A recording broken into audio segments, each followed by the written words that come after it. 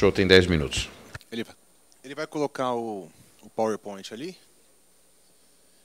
Meu nome é Carlos Afonso, eu sou consultor de tecnologia e vou falar aqui hoje um pouco sobre uma iniciativa que está surgindo na internet, que chama-se Internet Livre.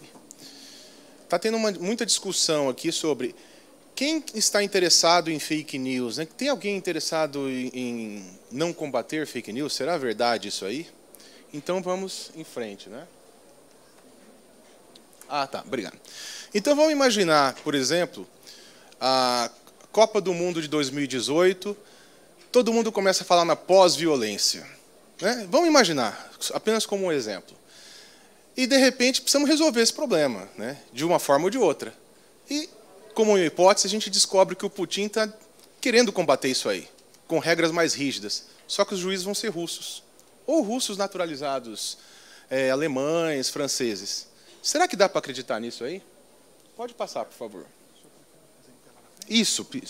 Ótimo, ótimo. Muito bom. Pode passar, por gentileza. Então, qual que é um caso meu? Carlos Afonso é meu nome. Só que eu também sou conhecido na internet pelo pseudônimo Luciano Ayan. E eu fui vítima de uma enxurrada de notícias falsas no mês de março em torno de uma agenda de vitimismo do PSOL. Olha o tipo de e-mail que me difamou aqui, criando notícias falsas sobre mim, fingindo que eu havia publicado notícias falsas sobre Marielle. Vamos para o próximo slide, por favor. Só que o que o site Ceticismo Político havia dito? Apenas citou o que a desembargadora havia falado sobre a Marielle, mencionando uma matéria da Folha. E aí, a campanha de difamação que foi promovida pela mídia contra mim, fingiu que eu havia publicado uma notícia falsa. E mais, criaram um outro estratagema. Disseram que eu usei um perfil falso, quando, na verdade, era um pseudônimo pelo qual eu escrevi um livro, que eu, inclusive, trouxe aqui e vou mostrar para vocês. Escrevi um livro em 2015. Então, se produziu notícia falsa com o objetivo de derrubar um site da internet, e é óbvio que o estratagema funcionou, e minha página foi derrubada, com 106 mil pessoas, e meu perfil também, a partir desses dois truques aqui. A coisa escalou a tal ponto, vamos para o próximo slide, por favor, que Pablo Hortelado, que se declara como um lutador contra as fake news, chegou a praticar esse crime contra mim. Olha só, ele disse que a minha matéria corroborava a opinião da desembargadora. Isso é crime.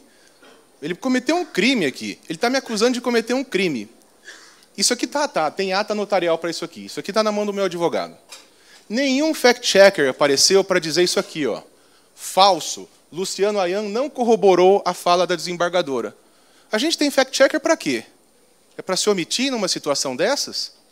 Então, vamos em frente, né? O fato é que eu comecei a participar de um movimento na internet que se popularizou, resultados já surgiram nos últimos dias, para lutar pela internet livre, contra a censura. Esse movimento aqui está surgindo da sociedade civil, pessoas de centro e de direita que perceberam uma coisa muito grave. Vamos dar uma olhada aqui. Pode passar para o próximo. Eu ajudei esse movimento com dicas de como auditar. Então, se existe viés ou não em relação a esses fact-checkers. A primeira análise que foi feita foi em relação a 3 agências.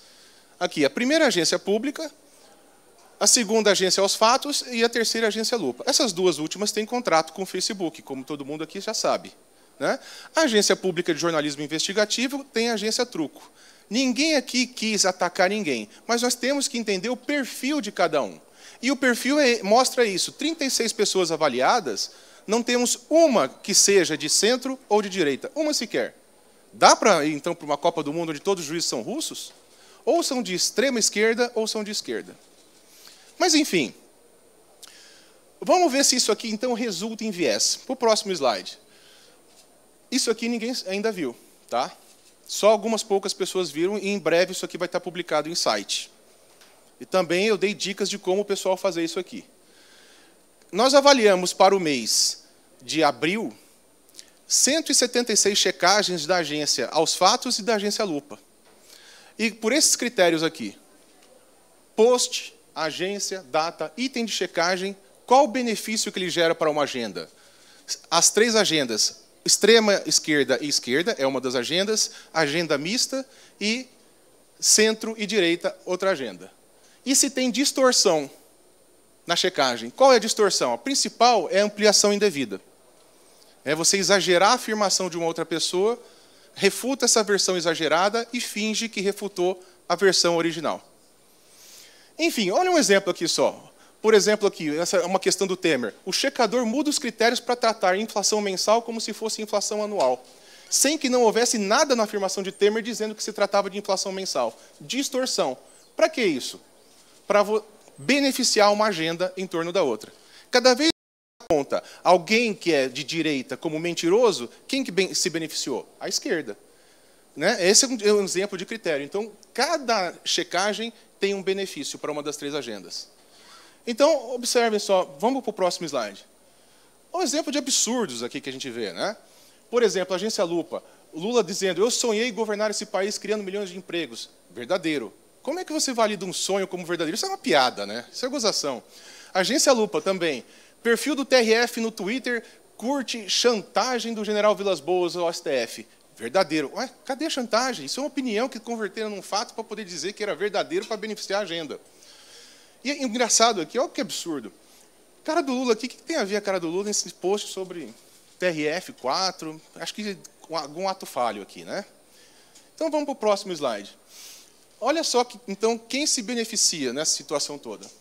Nas checagens gerais, nós temos 50% das vezes a extrema esquerda e a esquerda estão beneficiadas. Em 24% das vezes, centro e direita. Para essas agências aqui, para esses perfis, o que é centro e direita? Álvaro Dias, Michel Temer, Rodrigo Maia, qualquer um ali, para eles, Jair Bolsonaro, para eles aqui, é centro e direita. E extrema esquerda é PSOL, PT. E isso aqui, 26% é agenda mista. Para os 176 itens. Agora, olha só que coisa curiosa. Se a gente eliminar da análise os itens sem distorção, olha como que é curioso. É parelho. Porque isso é o ser humano. Ele mente, assim, distorce informações, pode falhar de uma maneira isonômica. Agora, observe se a gente se filtrar só os 62 itens com distorção. Aqui a extrema esquerda e a esquerda, nossa, nadam de braçada, 79%. Quer dizer, é a festa. Fica claro que os elementos de distorção são inseridos para beneficiar uma agenda. Ninguém está dizendo aqui que é safado, não é isso. Mas é o viés do ser humano. É por isso que a gente não coloca um corintiano para apitar a final do jogo onde o Corinthians está disputando. Coloca um juiz que torce para o Santos, pelo menos. Esse é o viés do ser humano. Esta análise aqui é o primeiro dos métodos de auditoria que nós estamos utilizando para checar os chegadores. Esse resultado é assustador, 162 itens. Para fazer essas distorções, são estratagemas que se utiliza como ampliação indevida, coisas desse tipo. Vai vir uma outra análise que já estamos sabendo, que é a análise de omissão, que é simplesmente surge uma notícia falsa de um grande meio como Globo, Estadão, ou meio tipo Brasil 247, e ela é como se não tivesse existido, ninguém quer checar isso aqui. E olha só, recentemente a Ana Amélia foi acusada de ter confundido Al Jazeera com Al-Qaeda.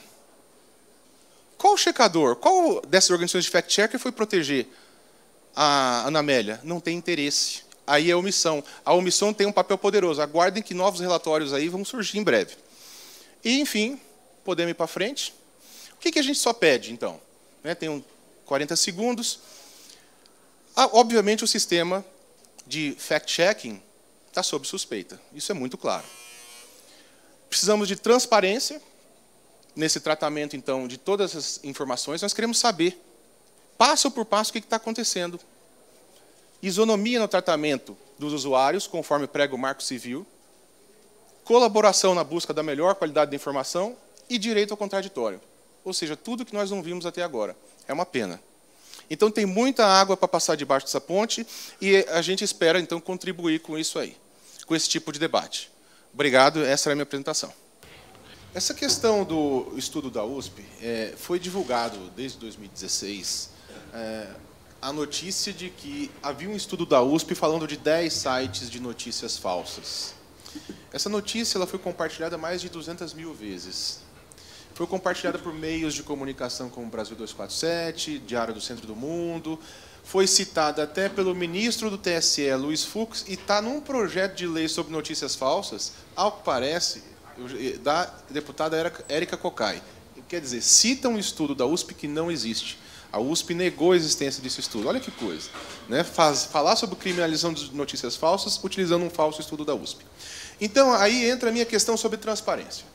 Se você tem uma notícia falsa feita para danificar um grupo político, citando 10 sites de direita, entre eles o meu, compartilhada 200 mil vezes, que gera um capital político para a esquerda, aí é uma pergunta sobre transparência. Se existem fact-checkers, como eu consigo saber o número de pessoas que denunciaram isso como notícia falsa? E qual é o resultado da checagem feita por esses fact-checkers? Ou será que eles não quiseram avaliar?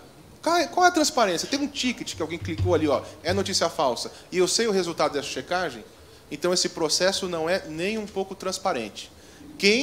A gente não sabe o que esses fact-checkers estão selecionando para checar. Isso é um fato. Se eu quiser consultar aonde está um ticket de denúncia de notícia falsa, desse falso estudo da USP, que foi compartilhado mais de 200 mil vezes, não tem lugar algum. Se alguém disser que tem, por favor, me mostrem. Não há link algum para consultar. Então, isso é um fato. É triste, né, que a coisa seja desse jeito. E do jeito que o debate sobre fake news está sendo levado, com muitos pontos obscuros e com tanta falta de transparência, o que nós vamos ter? Infelizmente, a eliminação do contraponto. A mídia independente, de um dos lados do espectro político, de centro e de direita, sendo eliminada, e sem o contraponto, o que vai acontecer? Infelizmente, é a tendência natural do ser humano. O aumento de notícias falsas sendo produzidas pela grande mídia e pela mídia de esquerda, porque ela não vai ter mais o contraponto para poder apontar o dedo. E não vai também ter o contraponto para poder falar o seguinte: vamos processar quem está difamando a gente. Mas se o contraponto é eliminado, o que nós estamos vendo? A grande mídia e a mídia de esquerda está incentivada a produzir mais notícias falsas do que produzia normalmente. Então, do jeito que o debate sobre notícias falsas está sendo levado, não tem nada a ver, não está levando de maneira prática combate sobre fake news. Está levando a eliminação do contraponto e o incentivo, por exemplo, para produzir uma matéria como essa da época. Essa matéria da época é uma matéria criminosa. Ali, nessa matéria, tem umas 3 ou 4 oportunidades de processo para meios difamados. A repórter simplesmente chega e fala assim: isso aqui é notícia falsa, e é para uma notícia verdadeira. Tem uma notícia, por exemplo, sobre o Lula, um vídeo do Lula, ela fala: isso aqui é uma notícia falsa, mas está o vídeo do Lula lá na internet. Quer dizer, ela só acusa de notícia falsa porque quer. Então, nessa matéria da época, tem umas 3 ou 4 situações onde os meios citados devem meter processo nessa jornalista. Essa é uma situação. Então, se a gente quer discutir sobre fake news, nós vamos ter que falar sobre transparência, sobre isonomia. Mas transparência de verdade. Essa é a mensagem que eu queria passar. Obrigado pelo espaço. Muito obrigado. Nós vamos ouvir o Marcelo Bechara. Inscreva-se no nosso canal, youtube.com/mblivre.